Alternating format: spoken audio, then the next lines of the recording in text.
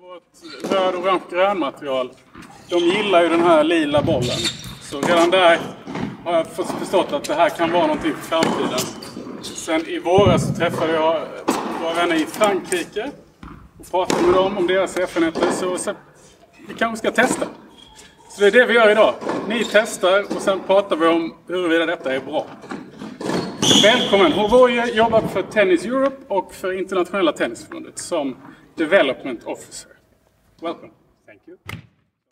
Thanks for inviting me here. And actually, when we talk about my visit here, we touched several issues, and then also we touched this, I would call it new opportunities, because I believe that these new balls actually can help us to introduce tennis game in a different way to the youngest players.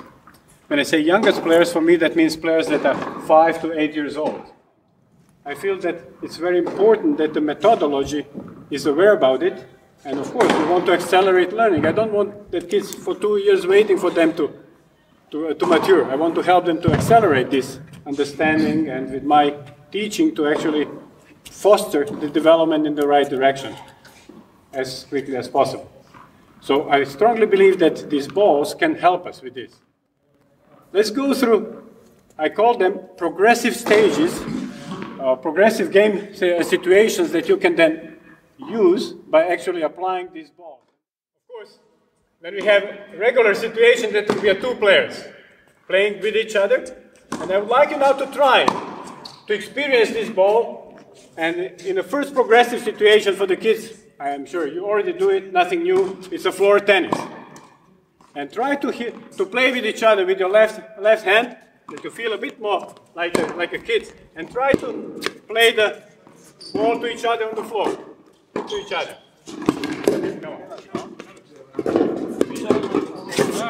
Come on.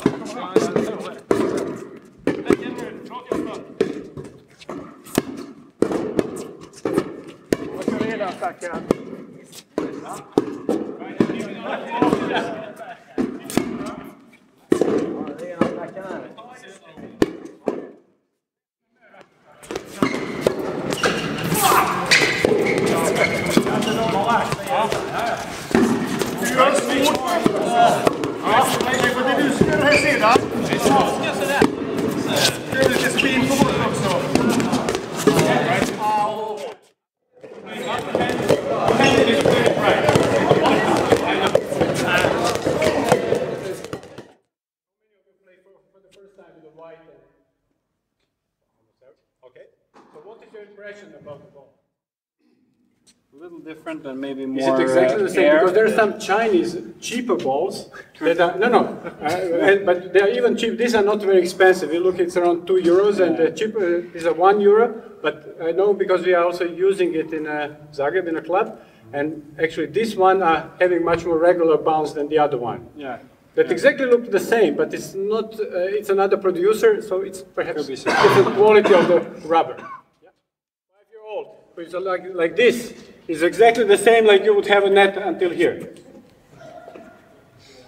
If I would ask you to play with net like here, you have to be a great player to hit it with a lot of spin, that you can really control the ball.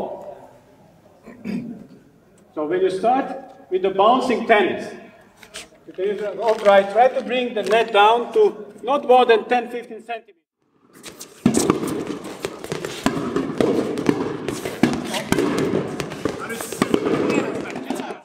In order to hit the ball really successfully, you have to hit it in front of you. Actually, you have to hit the ball behind. If I hit the ball late, it doesn't go. So try first.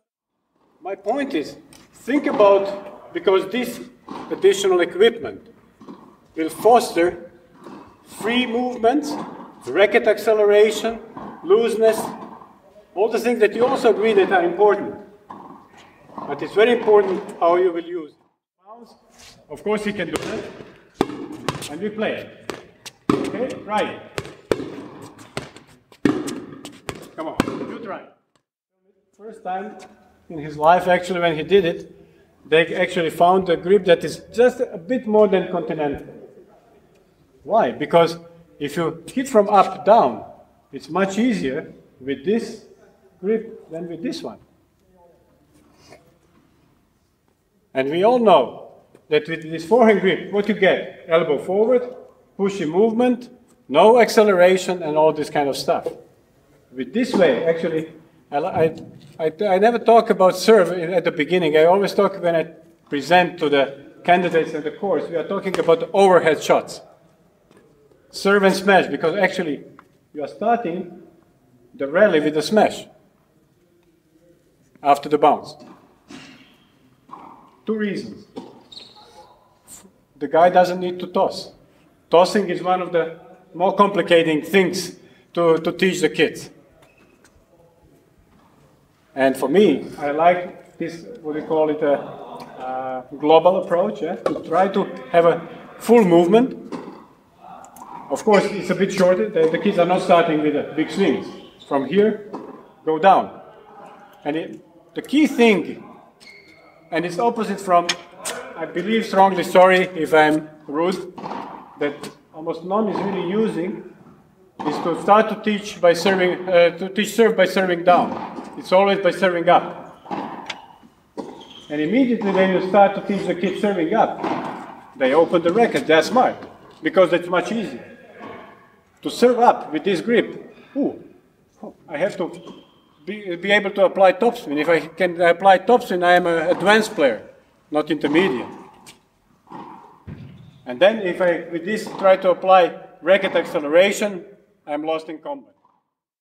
And one thing that many of you make a mistake, never give the ball from here, because now the ball is bouncing there, yeah?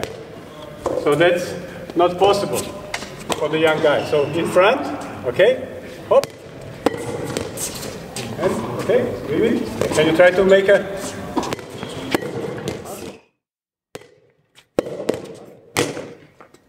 If I ask him to score to the forehand side, what happens with his technique? What I'm emphasizing? But from the shoulder. So I'm actually emphasizing the internal rotation. So you hit here, let it bounce over the net. Very good. So apply such drills. You will provoke development of the functional split step because they need it. If I pop up to you, you don't need it. Why to make a split step?